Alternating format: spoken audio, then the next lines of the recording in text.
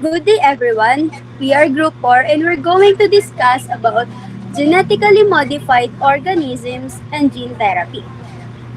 So for introduction, genetic engineering is a branch of science that involves changing or modifying the genetic material or the DNA of living organisms to give them characteristics or improve their existing ones. In simple terms, it means directly altering the genes of a plant, animal, or microorganism in a laboratory setting. Scientists use this technique to make crops that can survive drought, animals that grow faster, or even bacteria that can produce useful substances like medicines. For example, one of the most famous applications of genetic engineering is the production of insulin. Before this technology, insulin for diabetic patients was taken from animals like pigs or cows. Today, thanks for genetic engineering, scientists have inserted the human insulin gene into bacteria, allowing these bacteria to produce insulin that is safe and identical to what humans naturally make. So now let's move into the history of genetic engineering. The history of genetic engineering began in the early 1970s. Before that, scientists already knew that genes control traits in living things, but they didn't know how to change them directly. In 1953, James Watson and Francis Crick discovered the double helix structure of DNA, which laid the foundation for understanding how genes work. In 1973, scientists Herbert Boyer and Stanley Cohen successfully inserted a piece of DNA from one bacterium into another. This was the first genetically modified organism, or the GMO, ever created. This breakthrough proved that it was possible to transfer genes between living things. So imagine you can transfer genes into living things. A few years later, in 1982, the first genetically engineered medicine, or human insulin, was approved for use. This marked the beginning of biotechnology as an industry. In the 1990s, genetically modified crops such as BT corn and Roundup Ready soybeans were introduced to help farmers protect their crops from insects and herbicides. Today, genetic engineering continues to evolve, with scientists work on advanced techniques, such, an, such as CRISPR-Cas9, which allows for extremely precise gene editing. This modern technology can even correct genetic diseases before a baby is born, showing how far this field has become. So now, what is the importance of genetic engineering? Genetic engineering plays a vital role in modern life because it offers many benefits in health, agriculture, and the environment. In medicine, it helps create treatments for serious diseases, including cancer and genetic disorders. Gene therapy, a technique that replaces faulty genes with healthy ones, gives hope to patients with illnesses that were once thought to be incurable. Vaccine, hormones, and even artificial organs can now be developed with the help of genetic engineering. So now let's move to agriculture. In agriculture, genetically modified crop can resist pests, diseases, and extreme weather. This means farmer can grow more food using fewer pollution. For example, BT corn is a genetically engineered plant that produces its own pest resistance protein, reducing the need for harmful pesticides.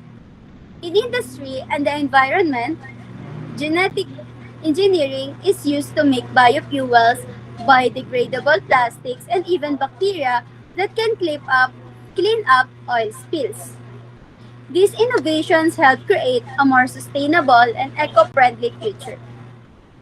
So, for overall scope, the scope of genetic engineering is vast and growing rapidly. It touches almost every part of human life. The first one is medicine. Scientists are working on curing inherited diseases through gene therapy and developing personalized medicine based on person's genetic makeup. For agriculture, genetic engineering is being used to produce crops that are more nutritious, such as golden rice, which is rich in vitamin A and helps prevent blindness in developing countries. For environment, engineered microorganisms are being used to break down waste and toxic materials, reducing pollution and helping to restore ecosystems.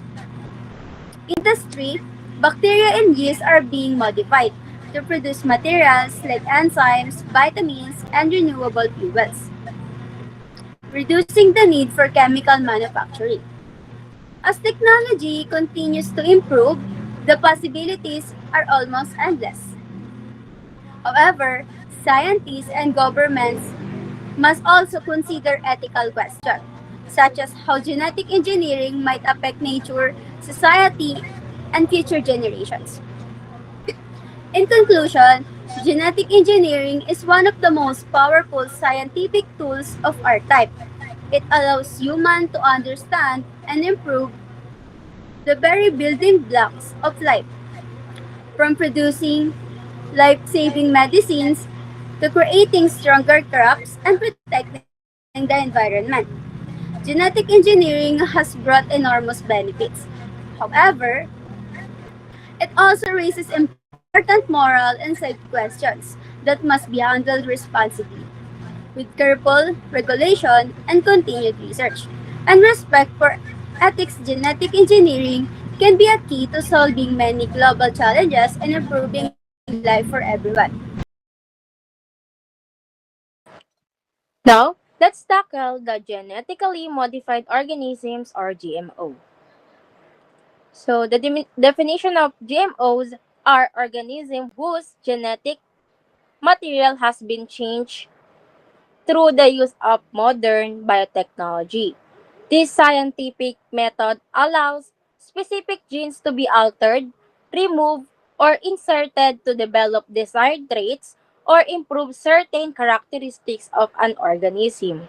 Unlike traditional methods of breeding, genetic modification provides a faster and more accurate way of achieving targeted results. It enables scientists to directly modify the DNA sequence responsible for particular traits, which can lead to improved performance, quality, and productivity. GMOs are widely studied and developed to meet the growing demands of science, agriculture, and society. Overall, they represent one of the most significant innovations in the field of biotechnology, contributing to advancement in both research and production. And what is the process of the GMO? The process of creating GMOs begins with careful scientific research and identification of a genes that is responsible for a specific trait or function. Once the gene is identified, it is isolated from its original organism using molecular biology techniques. This isolated genes is then inserted into the DNA of another organisms through a process known as genetic engineering. After the transfer, the organism's genetic makeup changes, allowing it to express the new or improved trait. Scientists then grow and observe the modified organism to ensure that the changes are stable and function as intended. The newly developed GMO undergoes multiple stages of laboratory testing, field trials, and safety evaluation to confirm that it is effective and does not pose any risk to human health of the environment. Only after passing this rigorous procedure can the GMO be approved for practical use. So, what is the purpose of it? The main purpose of developing genetically modified organism is to create solutions that address global challenges related to production, sustainability, and human needs. GMOs are designed to improve the quality and quantity of products while reducing the limitation caused by environmental factors. They also aim to make production processes more efficient, reliable, and adaptable to changing conditions. Another purpose is to enhance scientific understanding and promote innovation in the field of genetics and biotechnology. Through GMOs, researchers can explore new possibilities for development and improve resources, also support long-term sustainability. Through GMOs, no, in broader sense, the creation of GMOs seeks to contribute to the welfare of society by combining science and technology to meet present and future needs in a responsible and sustainable way.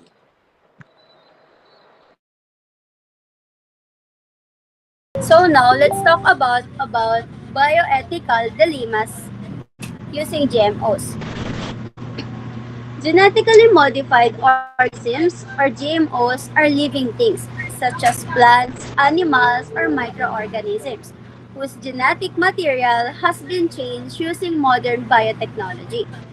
Scientists create GMOs to improve crop yield, make food more nutritious, or help plants resist pests and diseases. While these goals sound beneficial, the use of GMOs has raised several bioethical dilemmas. Question about what is right or wrong, fair or unfair. When it comes to science and society, these dilemmas focus on health, the environment, human values, and control over food resources. So, for food safety and allergen risks, one of the main concerns about GMOs is whether they are completely safe to eat. When genes from one organism are inserted into another, new proteins are created. These proteins might cause allergic reactions in some people or other unexpected health problems. Although GMOs go through safety testing, some people worry that we might not yet know all the possible effects on the human body. This uncertainty leads to debates about whether GMO foods should be labeled clearly so consumers can make informed choices. For environmental imbalance, GMOs can also affect the natural environment.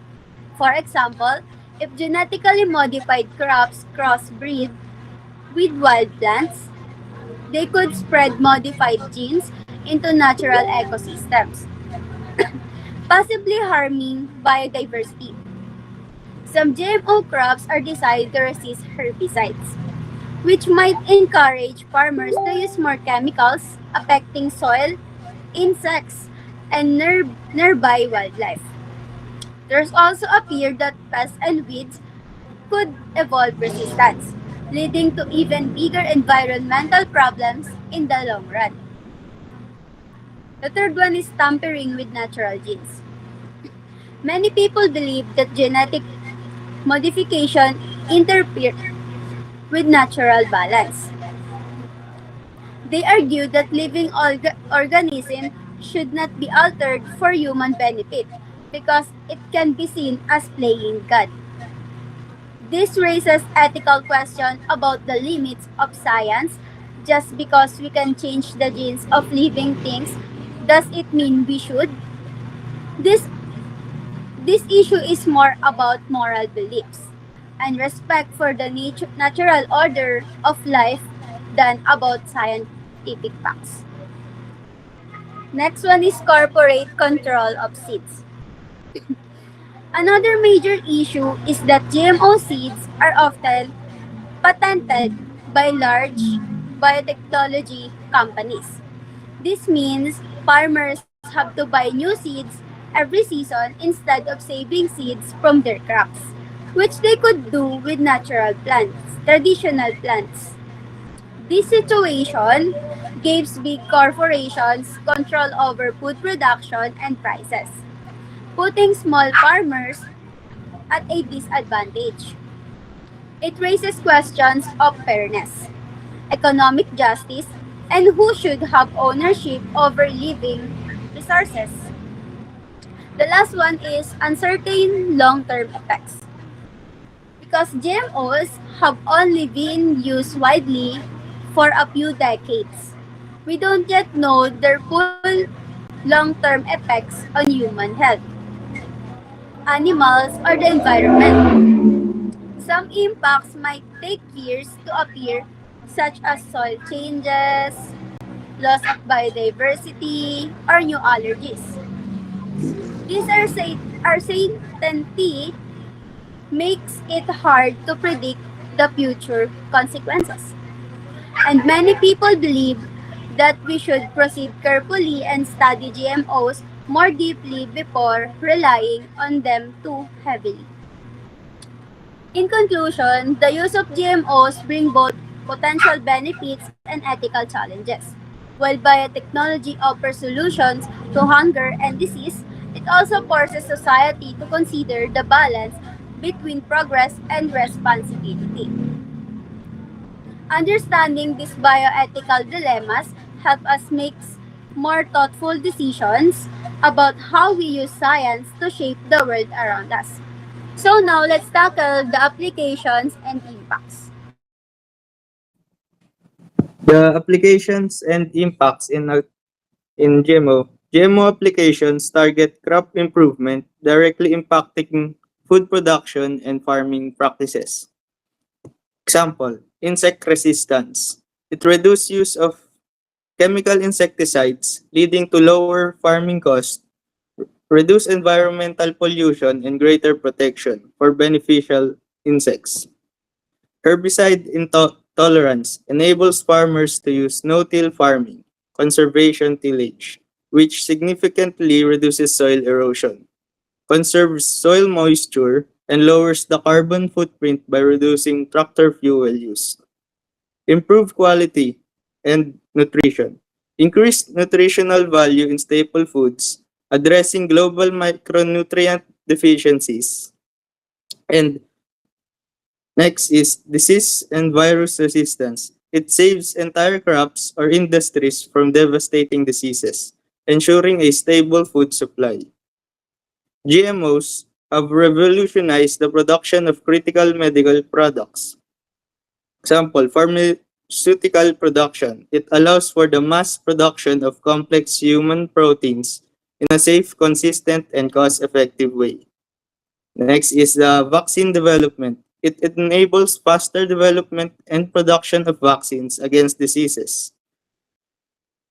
And in disease modeling, creation of genetically modified animal models helps study human diseases and test new drugs and therapies.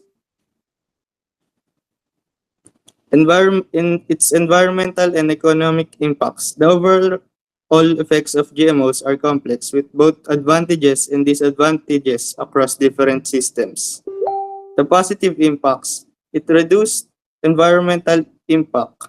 Insect-resistant crops have significantly reduced the application of broad-spectrum insecticides, lowering the overall environmental burden of pesticides. Climate change mitigation. It reduced tilling due to herbicide-tolerant crops, helps sequester carbon in the soil, and lowers greenhouse gas emissions from reduced fuel use.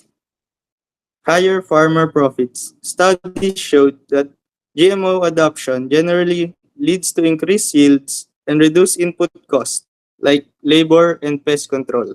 resulting in higher net profits for farmers globally. Uh, Also has negative impacts. Example, biological contamination. The potential for gene flow from crops to wild relatives or from fish escaping into the wild can alter natural populations, which is considered an irreversible form of biological pollution. That is all. Now let's proceed to gene therapy. What is gene therapy? It is an advanced medical technique that aims to treat or prevent disease by modifying a person's genetic material, such as DNA or RNA. Instead of addressing only the symptoms of a disease, gene therapy seeks to correct the underlying genetic cause. This can involve replacing a faulty gene with a healthy one, inactivating a harmful one, or introducing a new or modified gene to help the body fight disease. Gene therapy represents a powerful shift in medicine, from managing chronic illnesses to potentially curing them at their genetic roots. It holds promise for a wide range of conditions, including inherited disorders like cystic fibrosis and muscular dystrophy, certain types of cancer, and viral infections. How does this work? The process of gene therapy typically involves using a vector, a delivery system that carries the therapeutic genetic material into the patient's target cells. Vectors are often modified viruses such as adenoviruses, lentiviruses, or adeno-associated viruses that have been engineered to remove harmful components so they cannot use disease. Non-viral delivery methods such as lipid nanoparticles or physical techniques like electroporation are also being explored to make gene therapy safer and more efficient. Main approaches to gene therapy. Gene therapy can be performed in several different ways, depending on how and where the genetic modification occurs. The six main approaches includes in vivo gene therapy. The therapeutic gene is delivered directly to the patient's body. Next one is ex vivo gene therapy. Cells are removed from the patient, gene- genetically modified in the laboratory, and then reintroduced into the body. Third one is somatic gene therapy. Involves modifying the genes in body, such as skin, liver, or blood cells.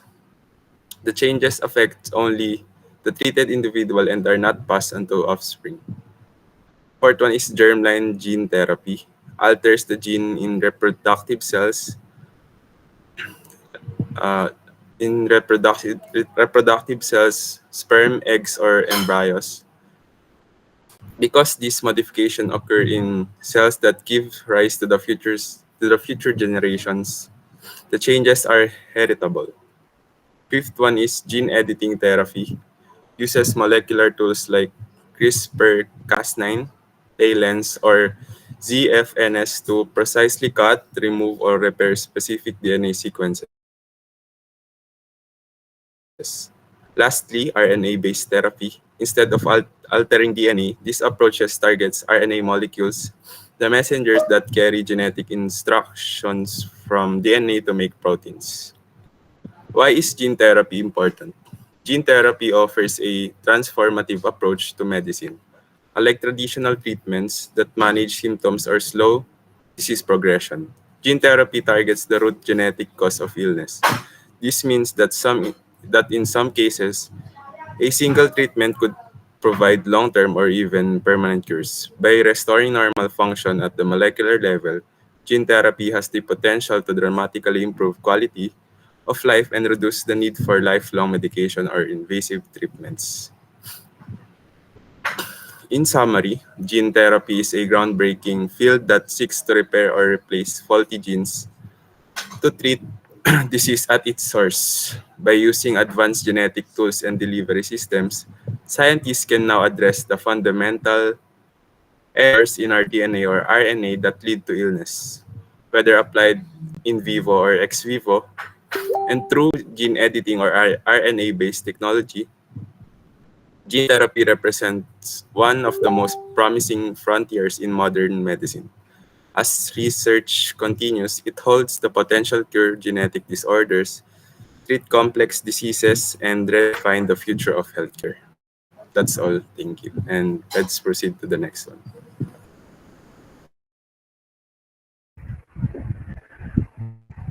Now let's move on to the methods and application of gene therapy.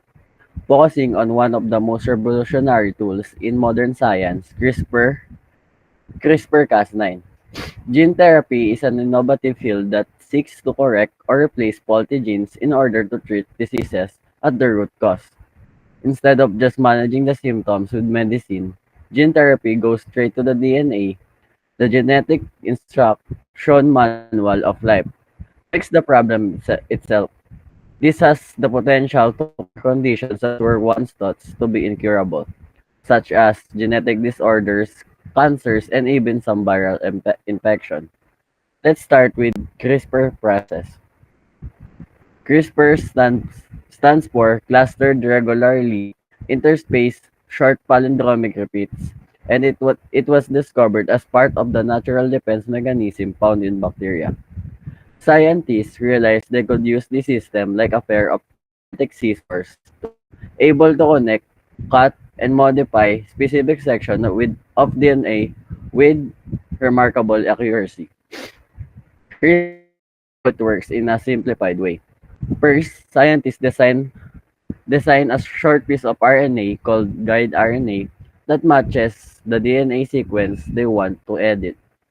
This guide RNA leads to Cas9 enzymes, which acts like scissors, to the exact spot in the DNA strand. Once once Cas9 cuts the DNA, the cell natural repair system takes over. Scientists can either disable a faulty gene, repair it, or even insert a new, healthy version of the gene. This precision makes CRISPR much faster, cheaper, and more efficient compared to older genetic editing techniques. Now let's move on to the uses and application of gene therapy. The impact of CRISPR and gene therapy extend to many areas of medicine and science. In healthcare, one of the main uses is treating inherited genetic diseases such as cystic fibrosis, muscular dystrophy, sickle cell anemia, and hemophilia. By editing the faulty gene responsible for these conditions, gene therapy has given hope to patients who previously had no cure. In fact, some successful clinical trials have already shown that gene therapy can permanently correct blood disorder by targeting the gene in bone marrow stem cells. Gene therapy is also explored in cancer treatment.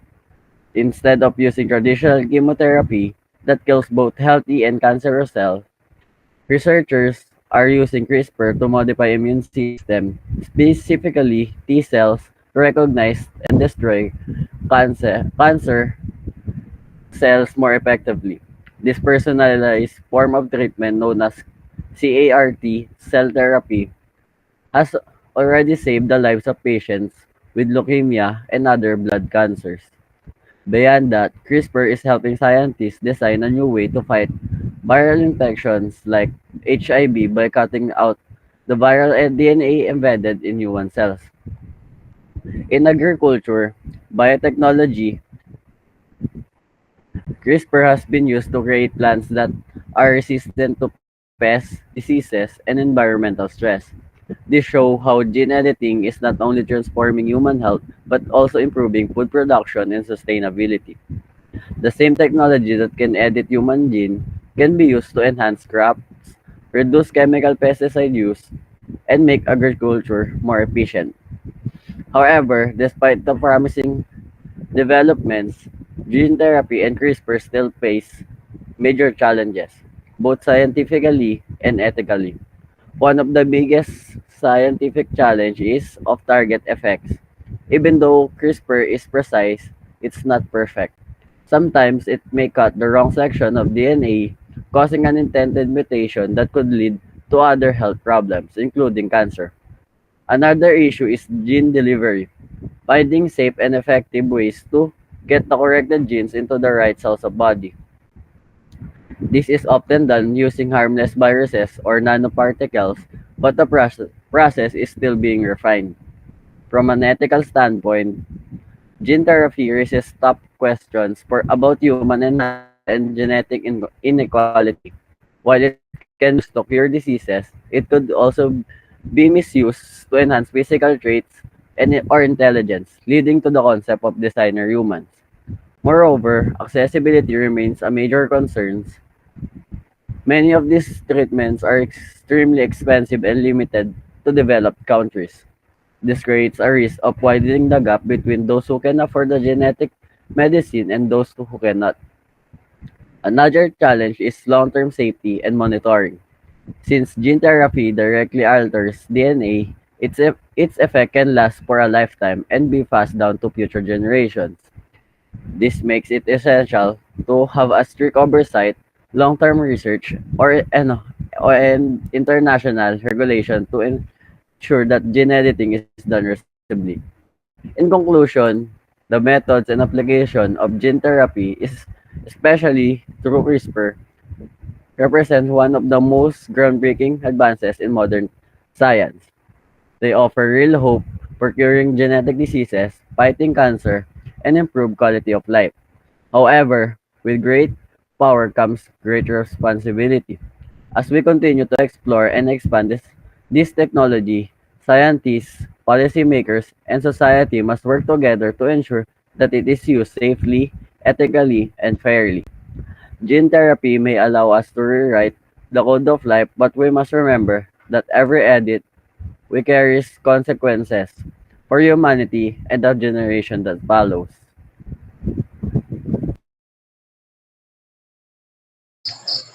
So, good day everyone. I'm Lee Nicole P. Bencito and I will be talking about one of the most important parts of our concept map, which is the ethical issues in genetic engineering. So, I'm gonna explain to you I will give you an overview about genetic engineering since Michaela Ang explained what it is briefly um, in the first part of our presentation. So, genetic engineering gives humans the ability to change or modify genes, the very blueprint of life. So, through this technology, scientists can now alter the DNA of plants, animals, and even humans. It has brought many promising benefits to society, such as the potential to cure genetic diseases, improve crop quality, and extend human life. However, as powerful as it is, genetic engineering also raises deep moral and ethical questions that we need to reflect on carefully. So, these questions are not just about science, but also about values, fairness, and what it means to be truly human. So, let's begin with the first major issue. Excuse me, which is fairness. So, genetic engineering offers incredible excuse me opportunities, but not everyone can access them equally. These technologies are still very expensive and most are only available in advanced laboratories or private hospitals located in wealthy countries. This means that people with money have a much greater advantage because they can afford genetic treatments to cure illnesses, improve physical traits, or even enhance their abilities. On the other hand, poor communities or developing nations like us or like our country, Philippines, might be left behind without access to the same innovations. So, if this continues, it could lead to a society where the rich are genetically enhanced while the poor remain vulnerable to disease and disadvantage. This creates what some experts call a genetic divide where inequality is not just about wealth or education anymore, but also about biology. Fairness, therefore, reminds us that science should not only serve a few, it should benefit everyone. So technologies like genetic engineering must be made accessible and inclusive so that progress is shared equally among all people, regardless of social status or income. So the second issue is human identity. So this is one of the most sensitive topics when it comes to genetic engineering. When we start altering the genetic makeup of a person, for instance, by choosing the traits of a future baby, we begin to question what it truly means to be human. If parents can choose their child's eye color, height, intelligence, or talents before birth, are we still embracing the natural uniqueness of life? So, genetic engineering could lead us toward the idea of designer babies, where humans are treated almost like products that can be customized to fit certain standards of beauty or ability.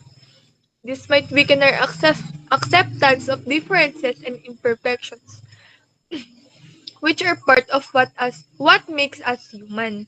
So every person has value, not because of how they look or what they can do, but because of their humanity itself. If we start defining worth based on genetic perfection, we risk losing that sense of equality and empathy that binds us as people. So this issue also challenges our sense of identity. If someone's traits are chosen or changed artificially, will they still make feel or will they still feel like themselves? Or will they feel pressured to meet expectations that were genetically designed for them? These are important moral questions that we must ask before moving forward with technologies that can shape not only bodies but also lives and identities. So, lastly, we come to the issue of moral responsibility. Just because science can do something doesn't always mean that it should. With every discovery comes a duty to think about its impact on people and on the world. Scientists, doctors, and even governments must take responsibility for how these technologies are used. There should be laws, ethical guidelines, and public discussions to make sure genetic engineering is applied safely and wisely. For example, using CRISPR technology to cure a life-threatening disease is a positive step, but using it to alter human embryos for non-medical reasons like improving physical appearance or intelligence raises serious ethical concerns. If genetic editing becomes uncontrolled, it might lead to discrimination, where people who are genetically improved are seen as superior to those who are not. That's why society must balance innovation with ethics. Moral responsibility also includes protecting nature. When we modify the genes of plants or animals, we must consider the long-term effects of ecosystems or the long-term effects on ecosystems.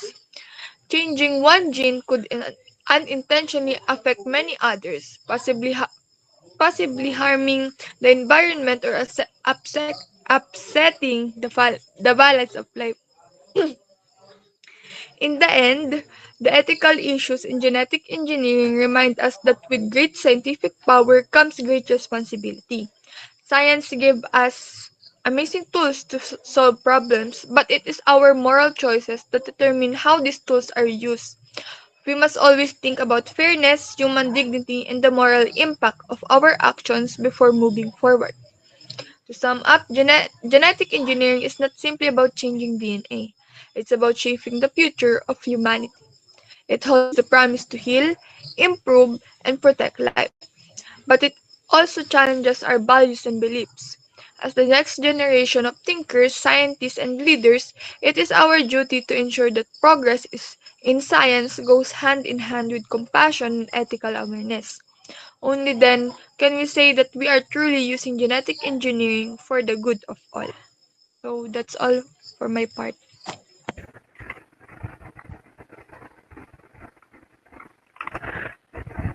Furthermore, we'll be diving deeper about bioethical concerns and the current debates or cases surrounding it. While genetic engineering opens huge possibilities for medicine, agriculture, and science, it also raises deep moral and social questions that continue to divide experts, policymakers, policymakers and the public. The technology's potential to cure genetic diseases, improve crop yields, and even extend human lifespan is extraordinary. But these advances comes with serious concerns about how far humans should go in altering life itself. Let's begin with the bioethical concerns. These are the moral issues that rises when science gains the power to manipulate genes, the very blueprint of life. The question we constantly face is not just can we do it, but more importantly, should we do it? The first concern is human rights and consent. When it comes to gene editing, especially in embryos, who truly gives permission? A future child cannot consent to being genetically modified, yet the effects of that modification will last their lifetime and possibly affect the future generations. This raises serious concerns about autonomy, parental power, and the limits of scientific authority. It also forces us to consider the long-term social and psychological effects of being genetically designed without choice. Second concern is fairness and access to technology. Like Bencito said, modern technology like CRISPR and gene therapy are expensive and highly technical. This means that only rich individuals or countries with advanced healthcare system can afford to benefit from them. Poorer communities are often left behind, creating an even wider gap between the wealthy and the less privileged. This could lead to a world where health and physical advantage are determined not by effort but by wealth, a form of genetic inequality. Third concern is genetic discrimination. As genetic testing becomes more common, people worry about that their DNA might be used against them. For instance, employers, schools, or insurance company could discriminate them based on genetic information, such as person's likelihood of developing a certain disease. This threatens privacy and equality and reminds us that genetic data should always be protected and used responsibly. Next is the aspect Next aspect is respect of life and nature. Many critics argue that altering genes of humans, animals, or crops disrupt the natural balance of life. The question whether humans have the right to play God. On the other hand, supporters say that if we have the ability to prevent suffering and save life, we have a moral duty to use it wisely. This debate highlights a between human progress and natural boundaries, a question with no simple answer. Finally, there's a concern of scientific responsibility. Innovation must always come with accountability. Mistakes in gene editing could lead to irreversible mutation or ecological imbalances. A small genetic alteration in crops or animals might seem harmless, but it can have unpredictable effects on the environment and biodiversity. That's why global regulation, transparent research, and strict ethical guidelines are essential in guiding this powerful technology. Now let's move onto some real world controversies and current cases that show how these ethical questions appear in practice. One of the most well-known cases is the CRISPR baby scandal in China in 2018. Scientist He Jiankui shocked the world when he announced that he had edited the genes of two babies to make them resistant to HIV. The scientific community quickly condemned his action, saying that the procedure was premature, unsafe, and deeply unethical. No one could predict how these genetic changes might affect the babies or their future children. He Jiankui was later sentenced to prison for violating medical ethics, reminding the world of the dangers of moving too fast without moral restraint. Another highly debated issue is the designer baby controversy. This refers to using genetic engineering not just to cure diseases but to select traits like eye color, intelligence, or even athletic ability. While some argue this could eliminate harmful inherited condition, others fear it could lead to modern form of eugenics, a society where only the genetically superior are valued and those who are born naturally might be considered less desirable. It raises the question, will genetic engineering make us more equal or will it divide us even further? A third issue a third issue concern human cloning and gene patent.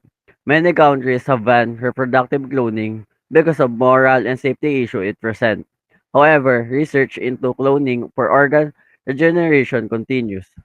Meanwhile, patenting, where companies claim ownership over genetic sequence, bring another ethical challenge. Should anyone have the right to own parts of human DNA? And critics argue that life itself should never be treated as private property. In agriculture, the debate over GMO food labeling remains active. People want to know what's in their food and whether it contains genetically modified ingredients. Some countries enforce strict labeling law, while others do not. Supporting of GMOs argue that they can reduce hunger and improve nutrition, while opponents worry about potential health and environmental risks. This shows how the issue of genetic engineering is not just about science, it's also about consumers' rights, business interests, and public trust. Finally, there are global efforts for stricter regulation and ethical oversight. Organizations like the World Health Organization or WHO and UNESCO continue to push for clear international guidelines. They emphasize that genetic engineering must be used for human benefit, not profit or control, and that countries must work together to prevent unethical experimentation and genetic exploration. In conclusion, while genetic engineering holds enormous promise for curing diseases, improving agriculture, and advance human knowledge, it also challenges us to reflect on our moral responsibility as creators and taker, caretaker of life. We must remember that science does not exist in isolation. Every discovery affects individuals, societies, and even future generations. The real challenge is not about how powerful our technology becomes, but how wisely, ethically, and fairly we use that power. Our choice today will shape the kind of future humanity will inherit, will, one that either respects life in all forms or one that redefines it entirely. So to summarize our concept map on genetic engineering, it is divided into three main areas: genetically modified organisms, gene therapy, and ethical issues in genetic engineering. The first part, GMOs, talks about organisms like plants or animals whose genes are changed to improve traits such as pest resistance or nutrition. While GMOs help increase food production, they also raise bioethical questions like food safety and environmental impact. The second part, therapy, focuses on treating diseases by fixing or replacing defective genes. It uses advanced methods like CRISPR to cure disorders and improve health. However, it also faces challenges like high cost, limited access, and possible risks. Finally, the third part, which I discuss, highlights the ethical concerns that come with these technologies. It emphasizes the need to balance scientific progress with fairness, respect for humanity, and moral responsibility. Overall, the concept map shows that genetic engineering can bring great benefits to humanity, but it also comes with serious responsibilities. As future leaders, scientists, or citizens, we must learn to use science wisely and ethically so that it truly serves the good of all. So once again, we are Group 4, and that's all for our presentation about genetic engineering.